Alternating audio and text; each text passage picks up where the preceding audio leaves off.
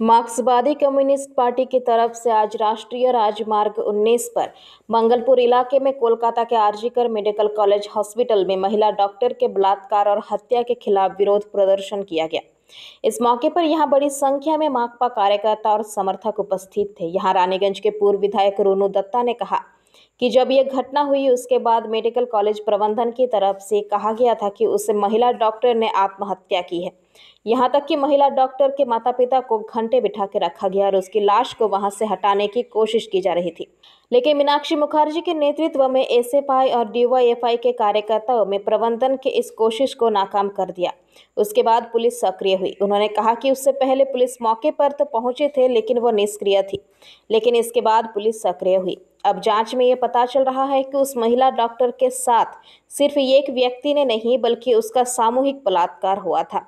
उन्होंने साफ कहा कि माकपा इस मामले में हर दोषी को कड़ी से कड़ी सजा देने की मांग करता है और इसके लिए वह लगातार आंदोलन करता रहेगा।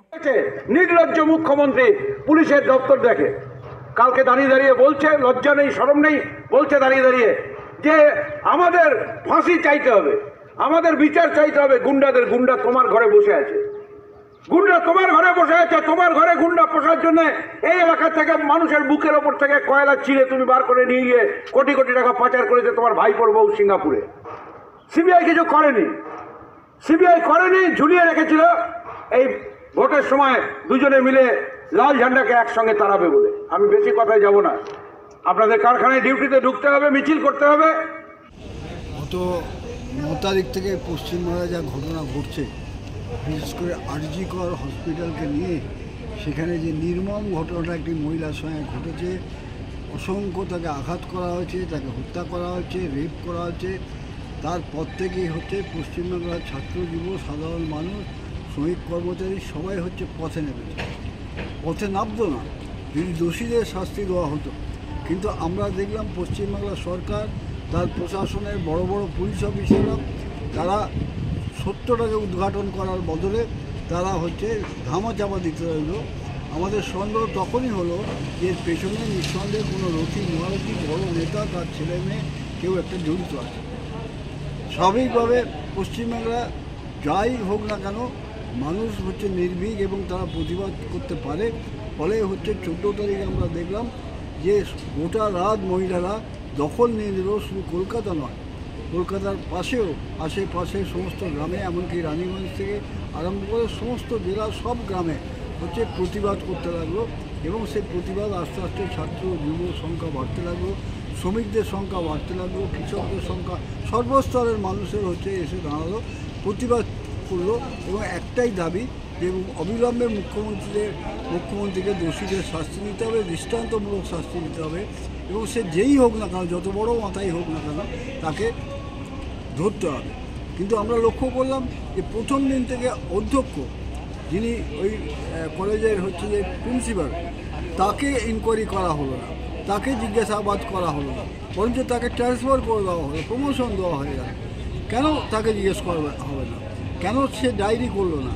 কেন ওই হসপিটালের যারা কর্মচারী, যারা হচ্ছে যে সমস্ত বিষয়টা দেখে প্রশাসনের লোক, তাদের কোনো কিছু করা হচ্ছে না?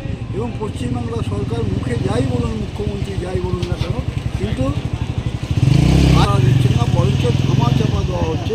এবং 14 তারিখে রাত্রিবেলা যখন সমস্ত মহিলারা, বিভিন্ন সংগঠনের বিভিন্ন সাধারণ বিনা ঝান্ডার লোকেরা, যখন মেয়েরা যখন চারদিক ঘেরাও করলো, সেই সময় সবাই দেখলো পুলিশ সরে গেল। পুলিশ সরে যাওয়ার পর কিছু গুন্ডা, কলকাতার বিখ্যাত সব লোকেদের গুন্ডারা এসে তারা ভাঙচুর করলো, তারা মারধর করলো, তারা ভেতরে ঢুকে গেল আরজিকরের ভেতর। পুলিশ দাঁড়িয়ে দেখলো কোনো রকম কিচ্ছু নয়, সিসি ভাঙলো এবং প্রমাণ লোপাটে তারা চেষ্টা করলো। যে ঘরটি মেয়েটি মারা গেছিল সেই রুমটি ভাঙচুর এবং তার সঙ্গে বিভিন্ন দপ্তর ভাঙচুর করলো। এর থেকে প্রমাণ হচ্ছে পশ্চিমবঙ্গ সরকার পাত্র পুলিশ, সমস্ত মাটির তলা থেকে পুলিশ হচ্ছে যে লোককে ধরে এনে অ্যারেস্ট করে, সেখানে পুলিশ দাঁড়িয়ে দর্শক হয়ে ভাঙচুর করতে দেওয়া গেল। ফলে সন্দেহ বাড়তে লাগলো, আর সন্দেহ বাড়ার সঙ্গে সঙ্গে আরও ব্যাপক মানুষ হচ্ছে সংগঠিত হতে লাগলো।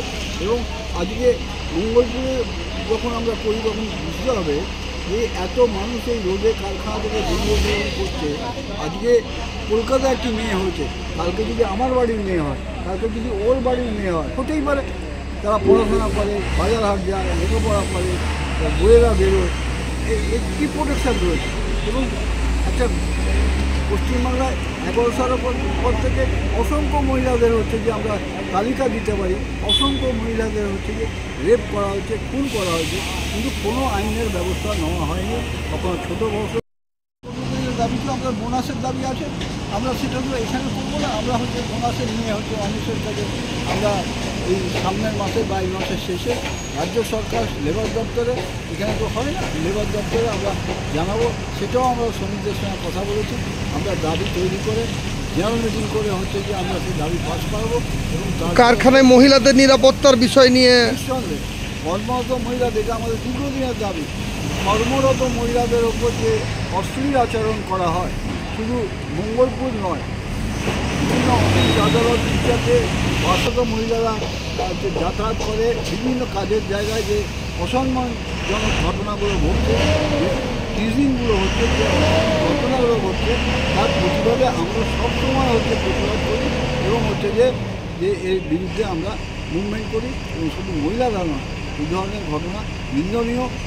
বললাম তো, প্রশাসন যদি চোর হয়, প্রশাসনের যদি লক্ষ্য হয় কয়লা, লোহা, বালি, জমি, তাদের মাথায় আর কিছু নেই, কী করে রোজগার করব, কী করে রোজগার করব, কী করে রোজগার করব। এবং সেখানে দাঁড়িয়ে একটা প্রশাসনের সমস্ত স্তরের মুখ্যমন্ত্রী থেকে আরম্ভ করে সমস্ত স্তরে যখন জড়িয়ে পড়ে, তখন হচ্ছে এই সব বিষয়গুলো প্রশাসনের কেউ লক্ষ্য করে না। কেন একটাই হচ্ছে, সকাল থেকে এই নেতারা, সে মন্ত্রী হোক, মুখ্যমন্ত্রী হোক বা যেই হোক না কেন, তারা হচ্ছে কী করে লুটে পুটে খাবো তার ধান্দা। नियमित अपडेट एवं दुनिया भर की ताज़ा खबरों के लिए हमारे फेसबुक पेज को फॉलो एवं यूट्यूब चैनल को सब्सक्राइब करें।